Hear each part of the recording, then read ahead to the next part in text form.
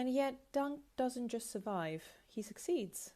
Not in the traditional Westerosi sense. He doesn't actually gain massive power or rule kingdoms, but he endures. So, why? Well, because Dunk does something no one else in Westeros seems capable of.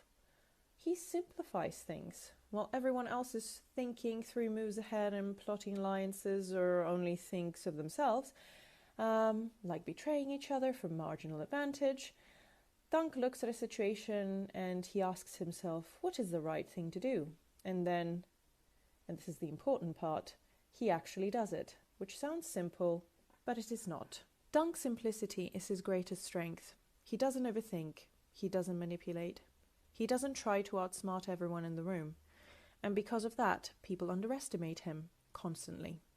They assume he's just a big, slow, dumb oaf, a harmless knight. He even says it himself, I'm as thick as a castle wall. Which means they don't see him coming when he decides to stand his ground, like he did in the Trial of the Seven. And this is exactly the moment where things change.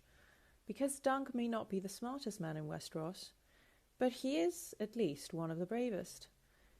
And bravery, when it's genuine, has a way of disrupting even the most carefully planned schemes. After all, no one else can boast about having 4 pages in the Book of Knights for the Knights of the King's Guard. But he is the real reason Dunk survives. And this is where it gets interesting. People respond to him, like Baylor or Egg. And not because he's powerful, but because he's strategic. And because he's actually a real person. In a world where everyone is pretending, scheming, or hiding something, Dunk is exactly what he appears to be. And that has a strange effect, especially to the Targaryen dynasty. It builds trust between him and the lords.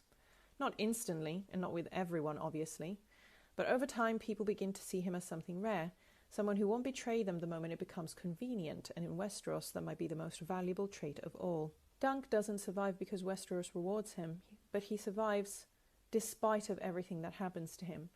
The system is broken, or it is breaking at the timeline of the Night of the Seven Kingdoms. It pushes honesty and rewards cruelty and elevates people who are very good at playing the game. Dunk doesn't just play the game, though, he just refuses to lose himself to it. And somehow that refusal becomes its own kind of strength. Though it is left ambiguous whether Dunk is a knight or not, as I have previously mentioned, in the Hedge Knight we do see part of the knighting ceremony, and we do see that Dunk remembers it. And though he might not be a true knight, in the sense that he was knighted or not, we do see him try to follow the rules and try to be a genuinely good